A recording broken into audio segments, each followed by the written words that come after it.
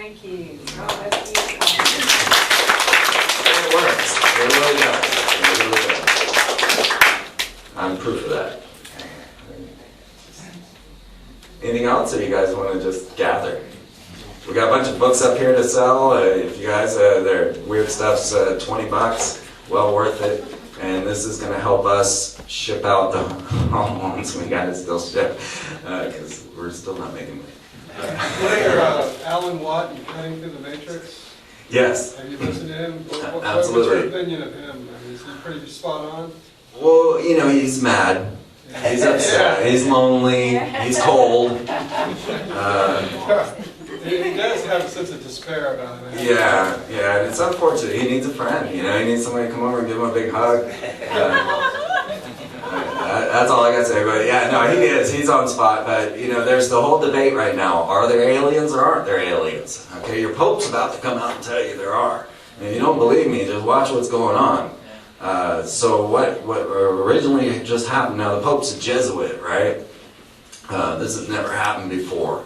And the Jesuits are the militant arm of the Catholics. They are the intelligence agency with like ungodly power because they have no fear of any sort of reprisal or even damnation because they're forgiven of all sins. They can do whatever they want, assassinate, kill, do whatever. The Jesuits are some shiesty, scary people, and they're now in charge. And so we had two Catholic astronomers, two Vatican astronomers that came out and said, well, aliens are our space brothers, and they didn't suffer original sin like we did because they're not from Earth. Okay, that was the lead astronomer of the Vatican, right? Well, he was replacing another lead astronomer, Consul Magno. And Consul Magno was also the Pope's meteor curator. He kept all the Pope's meteors. Okay. Yeah. And he came out and he said, well, I'd baptize E.T. no matter how many tentacles he has. So now these two Jesuit Vatican astronomers have been attached to CERN. And out of all the crazy people that I thought I'd see going to CERN, these two just shocked me. All of a sudden they're at CERN and they're launching this device that sees the anti-universe. So there's a device on the International Space Station. The corporate logo on it is a reptilian claw. I'm not kidding. It's all on my website if you want to see. And they launched this device that sees the anti-universe. And then they attached these two Vatican astronomers that were saying aliens are our space brothers to this thing. To take it another level, then they held a UN meeting for the advancement of the idea of extraterrestrials and how it will affect society. And they announced they had an alien ambassador for their Office of Outer Space Affairs, the UN's Office of Outer Space Affairs. And this was Mazian Othman.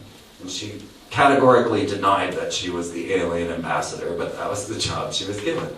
The Royal Society gathered and they brought everybody together. They brought Paul Davies, who wrote the book Are We Alone?, which you can actually see Hillary Clinton with Rockefeller running around with that book in her hand.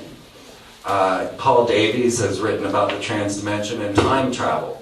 And he was at a Royal Society meeting with Henry Markram, who developed the mind transfer technologies.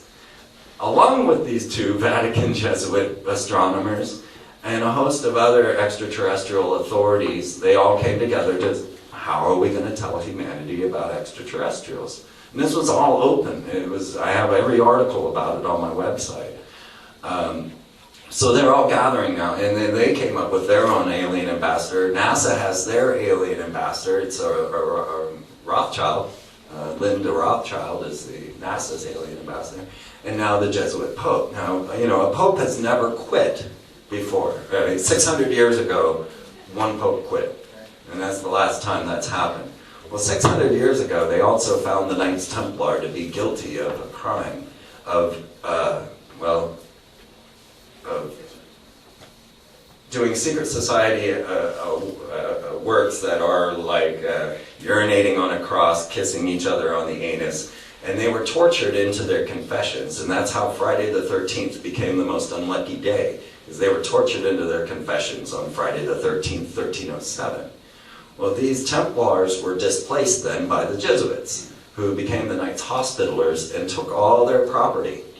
Well, Pope Benedict, he started digging around in the Vatican library, and he was looking for the Illuminati. Now, if you don't know, the Illuminati was started by a Jesuit. It was Adam Weishaupt back in 1776 in Bavaria that started the Bavarian Illuminati that most people say rule the world now. They infiltrated Freemasonry, they infiltrated any secret society, any nation, and they wanted, and that's the Jesuits again. So Pope Benedict went into the Vatican Library and announced that he had found a misplaced 600-year-old document that exonerated the Knights Templars of all the wrongdoings. That this had never happened, that they were tortured improperly, and it was like Galileo, that they were just saying, okay, the Templars are actually all forgiven now. And the Knights Templar said, oh, well, where's all our property? Right? So they're setting the stage at this moment for a Temple Mount extravaganza. My next prediction is that it'll all spark at the Temple Mount. And Barack Obama just showed up in Israel riding his Democratic donkey into Galilee. And they warned him, do not go into the Temple Mount through the Lion's Gate, which is also a movie production company. And make the most horrific, oh my God, Lion's Gate is like trauma-based mind control on celluloid. It's just open. And so this whole thing is starting to culminate in this scenario where we have these extraterrestrial ambassadors. We have the Jesuits kind of forming now a clique. They now rule the Vatican. They also have the Black Pope, who is also a Jesuit, always a Jesuit. The Black Pope is the general, the superior general for the Jesuits. So there's a Black Pope and there's a White Pope. And Pope Francis is now the first ever Jesuit Pope. He's a staunch opponent to gay marriage. And of course, if you watch Barack Obama's inaugural speech, you know that he's coming out as a proponent of gay marriage. So they're setting up the fighting factions, you know, and the Knights Templar. And right after Pope Benedict announced that he had found this document, he then shut down the Vatican Library, which has been open for 500 years. And you know, all the cardinals, everybody had to run and scramble to get whatever details they could get out of the Vatican Library. I mean, we are living in a Dan Brown novel. But Dan Brown cuts it short. He doesn't give you the whole story. You know, he'll show you the pentagram on there, but never explain it to you. So we're trying to really get it out there for you as to what's really going on and how it all plays out. I don't follow the news much. I kind of stay distant from it. I heard somebody say something about this, and there's a fairly bright person who stays on edges of things, and he said something about the Rothschilds. One of the major Rothschilds, patriarch or something, was a part of the resignation of the Pope, and he helped bring that down and fully intended to dismantle the financial empire of the Roman Catholic Church. Do you know anything about that? No, I haven't heard that. I heard he had a big meeting with the Knights of Malta, which are also connected with the Jesuits, just prior to his resignation. And then, well, how weird was this? Talk about like coincidences or synchronicity. The moment the Pope announced that he was quitting, St. Peter's Basilica was struck with lightning twice. And then he released the bird of prey, or bird of peace, and it was attacked by a dove or a bird of prey. Yeah, signs, right? Well, it really had me freaked out when Barack Obama went to Israel, because he brought with him Ray Mabus. And Ray Mabus is the Secretary of the Navy, or the head of the United States Space Force. And right now, as I was telling you, the X-37B is orbiting the planet. This is infuriating China and Russia, because there's strict regulations not to weaponize space. Well, so China has now launched their military space station. They're orbiting the Earth right now as well. And Ray Mabus is in charge of all this. Well, Nostradamus had a prediction in one of his contrains, and it's one of the biggest ones. People have always tried to figure out who Mabus is, because in Nostradamus's prophecies it says, when Mabus dies, the Antichrist will rise. And everybody's like, who's Mabus? Well, all of a sudden, there is a Mabus. And he brought them to Israel to go to the Temple Mount. And I'm just like, oh no. And then the Pope quit, and the Queen of Netherlands quit, and the Prime Minister of Australia quit. I mean, this is like 2012, you know, the movie where all the bigwigs are just starting to vanish, right? Queen Elizabeth, she'll probably bow out eventually. And, you know, they got their richly born son, which some lady came on my show to prove he was cloned. I don't remember what he was cloned. Oh, he was cloned from the Shroud of Turin, yeah. So he's supposedly Jesus, and then they induced birth into, you know, his mother to produce him on December 21st. Because that was the rising of the sun in their symbolism, the winter solstice. They induced labor of Prince William. It's actually June 21st. Oh, it's the summer solstice. For Right. Prince William? Prince William. Yeah. So that's how strange this whole situation is. And they believe they can actually channel entities into these beings, you know, and so they try to give these births at momentous occasions so that they can envelop these. And that's what we're trying to explain in here, the ideas of invocation, evocation, what magic is for.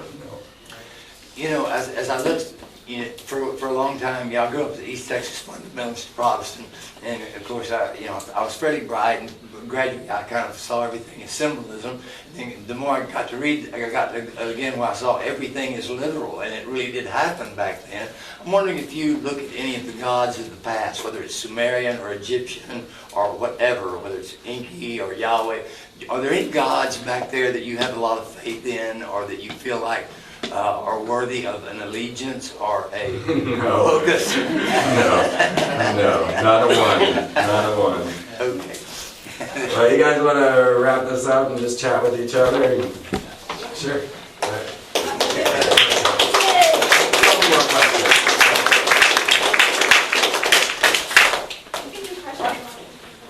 Yeah, if anybody wants to come up and start checking out the boat. Can I ask you a question? Yeah.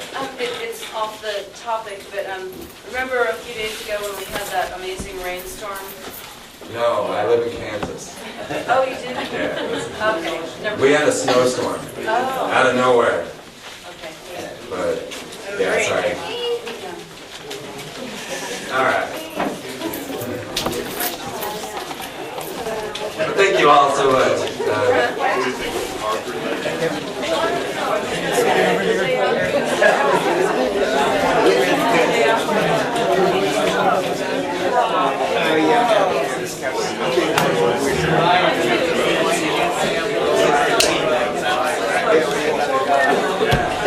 Yeah.